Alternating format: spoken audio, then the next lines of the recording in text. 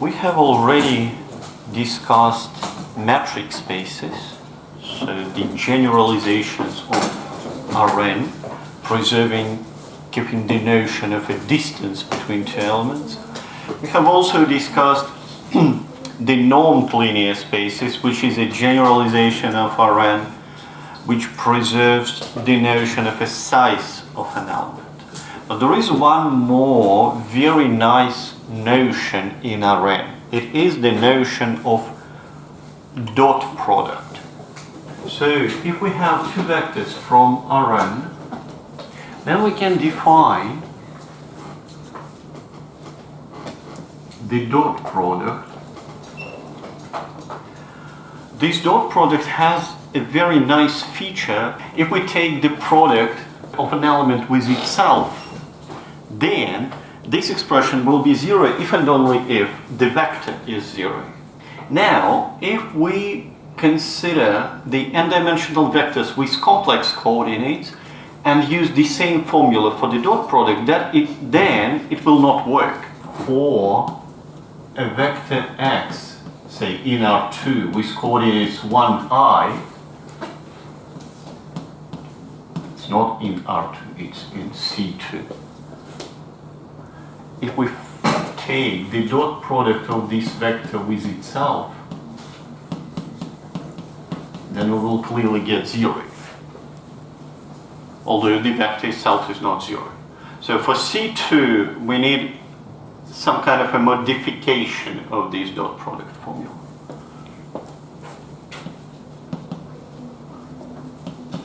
So now if we take two vectors from Cn, we define the dot product in a slightly different form.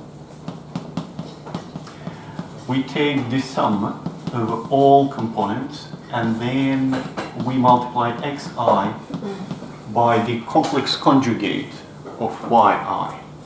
Well, if the vectors are from Rn with real components, then these two formulas coincide. But if the vectors are from Cn, so they have complex coordinates, then we have to use this formula to maintain the property that a dot product of a vector with itself is zero if and only if the vector is zero. So now we will try to generalize this formula to the case of an arbitrary linear space. So the topic of today's lecture is Hilbert spaces. So let us first start with the generalization of the dot product.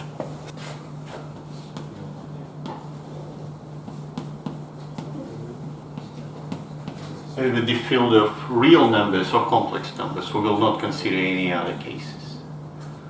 So let's H be a linear space over real or complex scalars. Let us consider a function of two variables. That's how we denote it. The function of two variables from h times h to, well, in general, complex numbers. So we will call this function an inner product if it satisfies several properties. First of all, so generally speaking, this function is complex values, but we want that an inner product of a vector with itself not just be real, we want it to be positive, well, not negative. And we want that if this expression is zero, then the vector is zero, and the converse is true.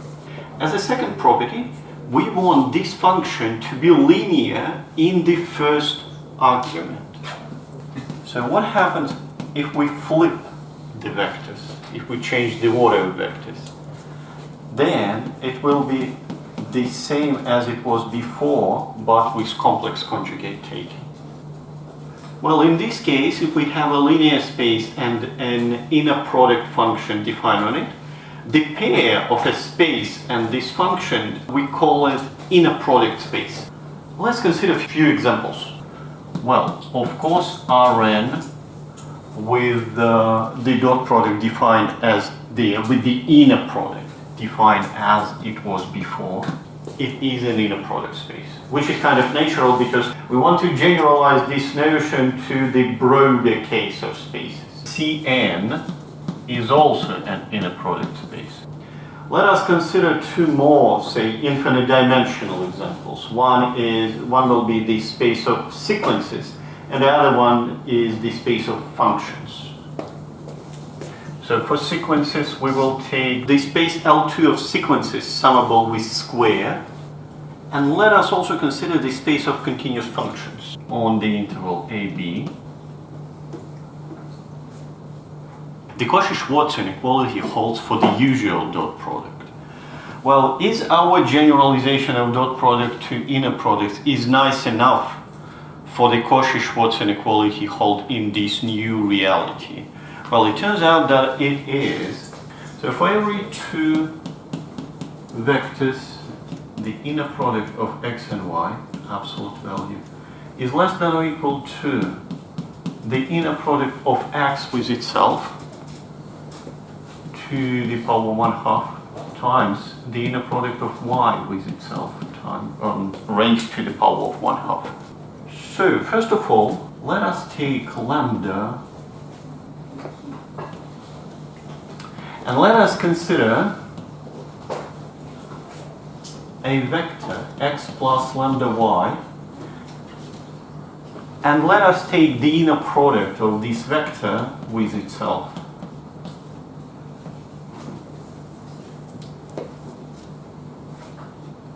So first of all, by the first property of the inner product, we know that this expression is non-negative. Next, let us use the linearity, the linearity in the first component to split it. Well, in the second component we also have a linear combination. So to split it, let us use the third property. So swap the two arguments, but we will keep in mind the complex conjugate, and then split it in this similar way. And then I will use the linearity in the first component. Now I will use the linearity of complex conjugate to flip it back. And having this expression, I will take now a specific lambda. At the bottom in the denominator we have an inner product of y and x, and in the numerator it's x and x. Well, of course, to have this expression in the denominator we have to assume that it's not zero, but it's not a big deal because if this one is zero, then over here we have zero and the inequality is trivially satisfied. Now let's substitute this value of lambda into that expression. Let me take this one to be negative, so minus. So I check lambda to be negative that, because otherwise the terms are not getting cancelled. So here at the end, I'll get minus the inner product of x and x. So when I change the complex conjugate here, the numerator doesn't change, it's a real number. But in the denominator, because of the complex conjugate, I flip them over, and so I cancel these terms. Plus an inner product of x and x, it's minus again, and plus. And in the numerator we have an inner product of x and x squared times an inner product of y and y. Well, some terms, these two terms cancel each other out. This one I will bring it to the left.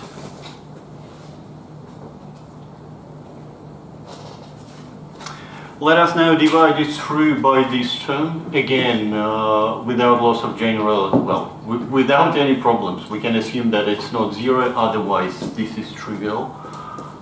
And I will multiply by the bottom to get the final result. And what's left now to flip these two under the absolute value, we can do this, and to take the square root. So we have introduced a new object, the inner product spaces. The natural question is how this new object is related to the objects we studied before, to metric spaces, to non-linear spaces. We know that every non-linear space is a metric space. So the question rather is, can we introduce a norm on an inner product space? First of all, what's the difference? So when we're speaking about the norm as a function, it depends on one argument only. So it's a norm of x. But in the inner product is a function of two variables, x and y. So if we want to get a norm out of it, let's consider the inner product of x with itself. But it turns out that it's not enough and to get a norm. But if we take a square root of it, then we will get a norm. The axioms of the norm are not very difficult to verify, especially the first two. Let us verify the triangle inequality. For axiom 3, we have the norm of x plus y equals to, by definition, let's take it squared to get rid of the square roots, equals to x plus y inner product with itself. Now let's split it into 4 terms as we did before. And now let's apply the Cauchy-Schwartz inequality to this term and to this term. But this is nothing but the norm of x. This one is norm of y. This is the norm of y squared. This one is norm of x squared. Which is, of course, and since we started with the norm squared, we just take the square root to prove the triangle inequality. We can conclude that the function defined in this way is in fact a norm. Having the norm, we then have a metric. As we know, every normed space is a metric space. But having the metric, what was the point of introducing the metric? Is to generalize the notion of a distance, so we can speak about convergence.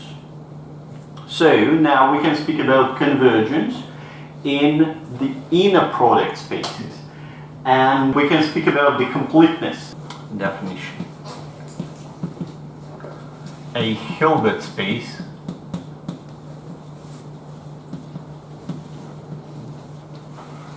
is a complete inner product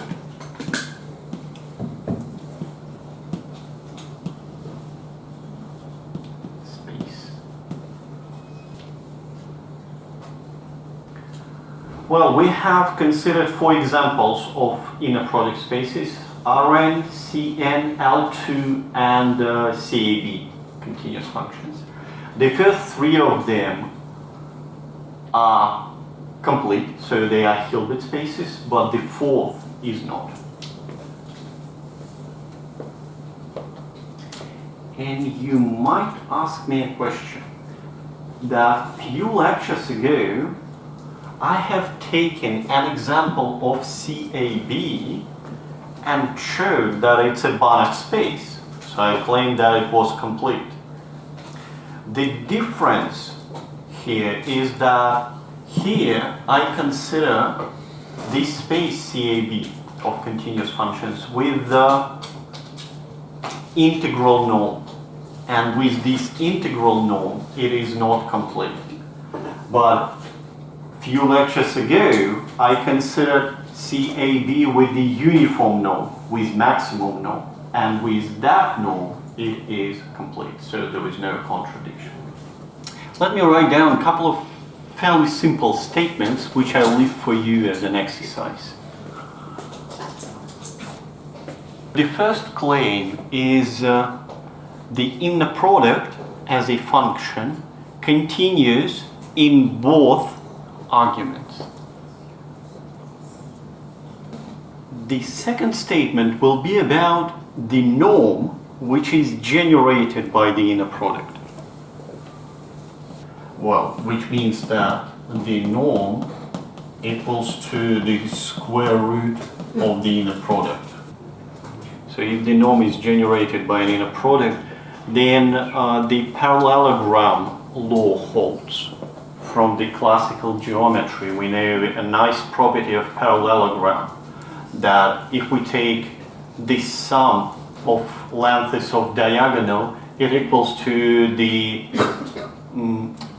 sum of all sides of parallelogram, and this is exactly what's written. It can be shown that if a norm satisfies parallelogram law, then it is generated by some inner product. So this parallelogram law is a very nice tool to check whether a normed linear space admits an inner product. So let us consider L infinity, normed linear space of all bounded sequences with the supremum norm. And let's check that this uniform norm is not generated by any inner product. So we need to check the parallelogram law doesn't hold.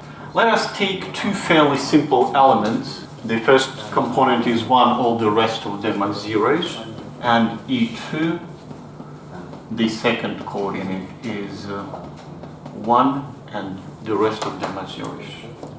What is the norm of E1? 1. And the norm of E2 is 1 as well. But what is the norm of E1 plus E2? 1. What about the norm E1 minus E2? So just plug it over here and take the absolute value. And so it is easy to see that in the parallelogram law, on the left we have 2, on the right we have 4.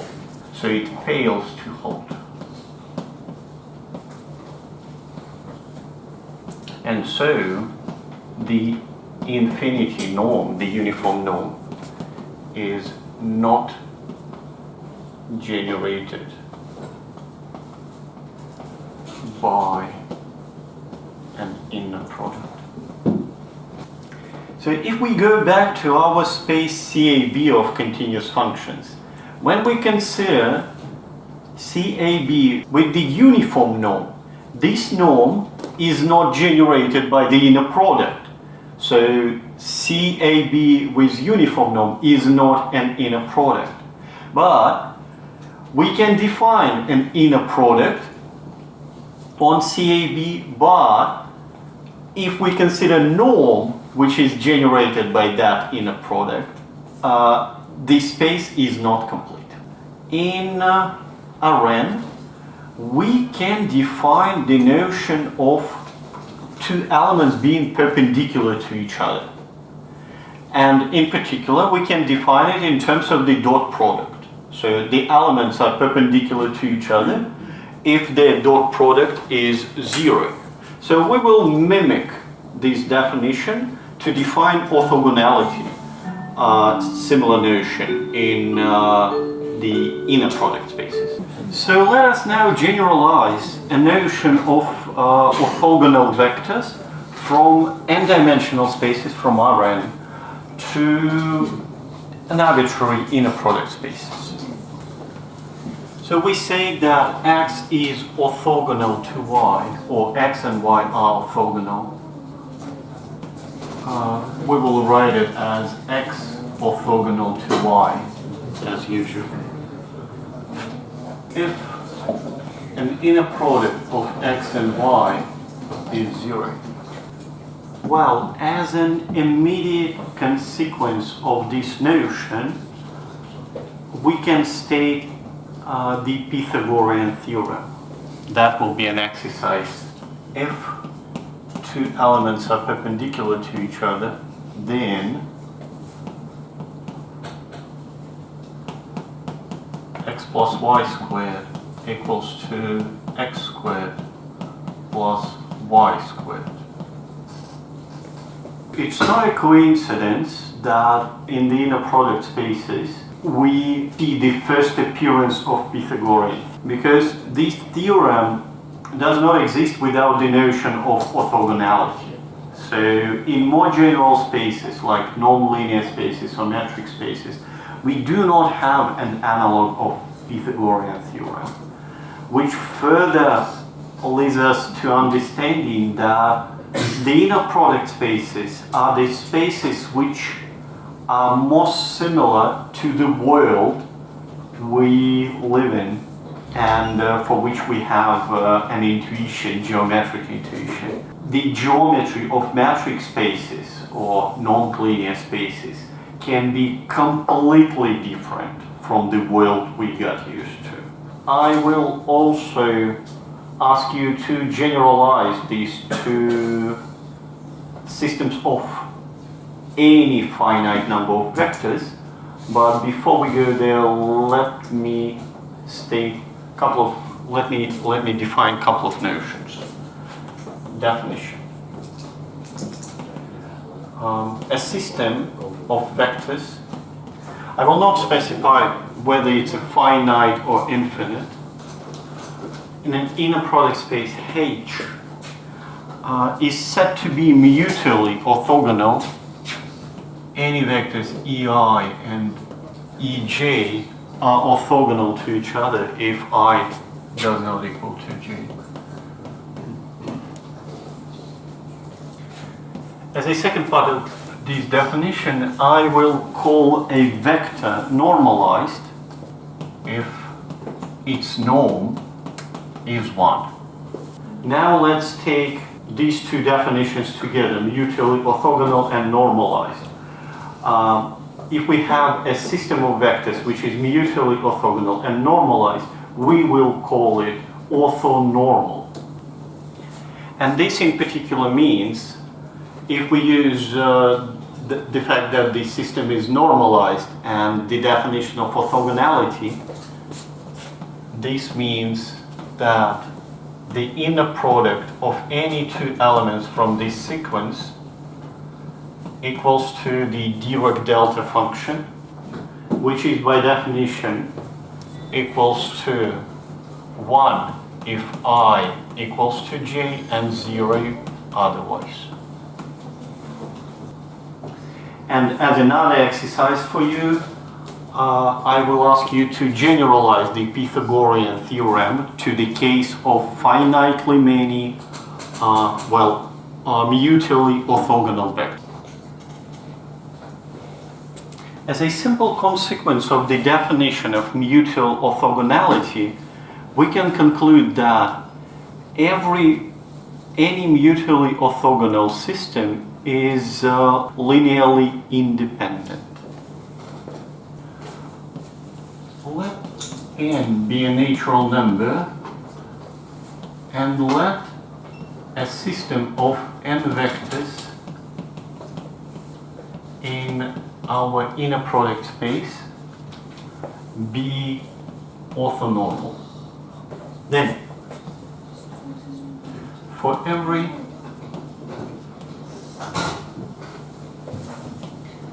set of scalars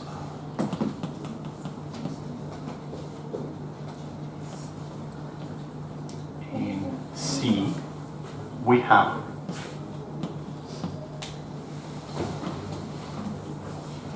that the norm of a linear combination of these vectors equals to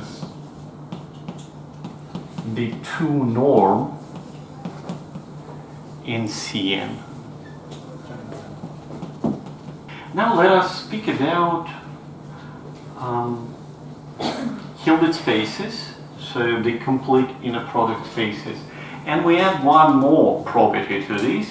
Let us take a separable Hilbert space. We don't even need it to be Hilbert, so just an inner product. Proposition. Let H be a separable inner product space, and let E sub alpha over all alphas be mutually orthogonal. I'm not specifying whether it's a sequence or not, so just any sequence, any system. And the point is that since H is separable in a product space, this means that this mutually orthogonal system is at most countable, which means that it is either countable or finite. Our system E alpha is mutually orthogonal, but it is not necessarily orthonormal, because the norms of these elements can be not one, but it's very easy to make it orthonormal. And now I will consider this system F alpha, which equals to E alpha over the norm of E alpha. Now, if I take any two elements from any two vectors from this orthonormal system, it's time to use the Pythagorean theorem. So we know they are perpendicular, orthogonal. So we know that the square of this equals to F alpha squared plus, well, to be 100% precise, minus F beta squared. So we're getting 2, and so the norm of a difference is square root of 2. We have a system of elements which are on a constant distance from each other. Now, let me consider the system of balls. Each ball will be centered at F alpha, an element of this system, and it will be of radius 1/2. This system of balls is disjoint, so any two balls do not intersect. Well, why is it true? If it's not true, otherwise, the norm of F alpha minus F beta will be less than 1, which is not the case. So now we have a system of disjoint balls. Since our space H is separable, then, by definition, there exists a countable dense subset. Well, dense means that the closure of M coincides with the whole space H. In particular, it means that M intersects with any of these balls, otherwise it cannot be dense. So we can take an element from any of these balls which is also in M. And now let us recall the definition of equivalent set. Two sets are called equivalent if there is a one-to-one correspondence between two of them, which means in particular, roughly speaking, that they do have the same number of elements. Let's now track back our construction and say that by construction the set E alpha is equivalent to the set F alpha. Then the system F alpha is in one-to-one correspondence with the system of balls B F alpha of radius 1/2, which is in one-to-one correspondence with the system of elements chosen, X alpha.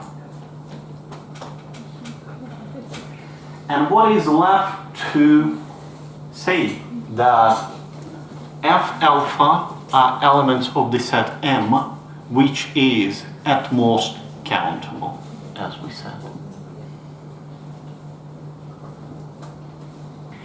Let me now write down a couple of examples of orthonormal systems in various inner product spaces.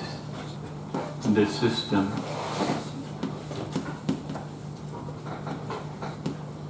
En in L2 is orthonormal.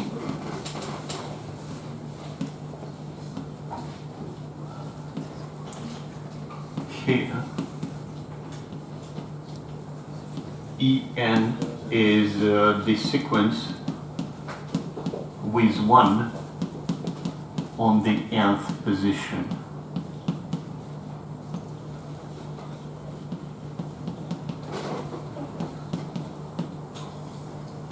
Slightly more involved example is in the space of continuous functions in CB, this system.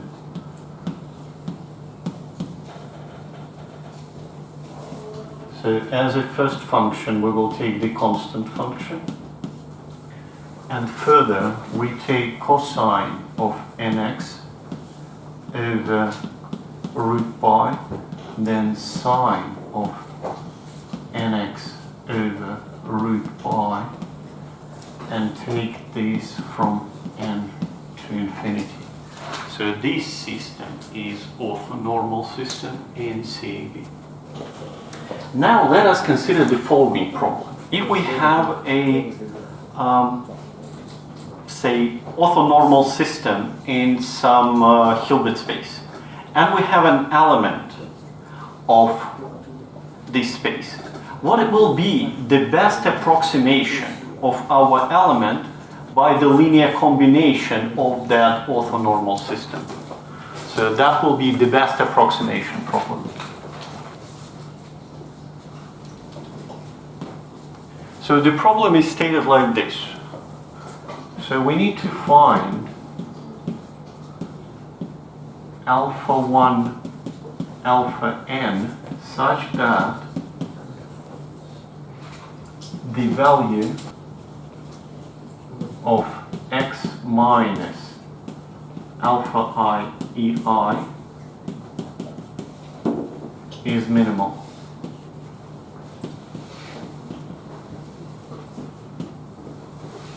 So we want to minimize this difference. Let us take the norm which we want to minimize and write it down in terms of the inner product and see what we can do with it. Now let's split it into the linear combination of inner products. Well, although these sum look huge, there are not many terms here which are left, because the system is orthonormal and this inner product equals to 0 every time when I does not equal to j. So there are only n terms out of n squared here. Let me denote this expression by ci.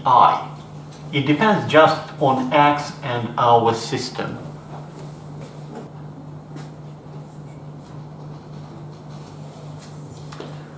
Now let us consider the expression, the sum of alpha I minus ci all squared.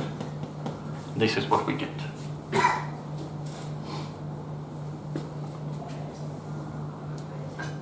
Well, this is kind of nice, because what we have here is just the last 3 terms in the expression we have here. So the norm we started with, so this is the expression we get. So this is constant, it depends on x and ei. So the only possibility to change we have here, but this is a positive thing. So we make it minimal when alpha I equals to ci. So the best approximation which we can get is when alpha are these coefficients.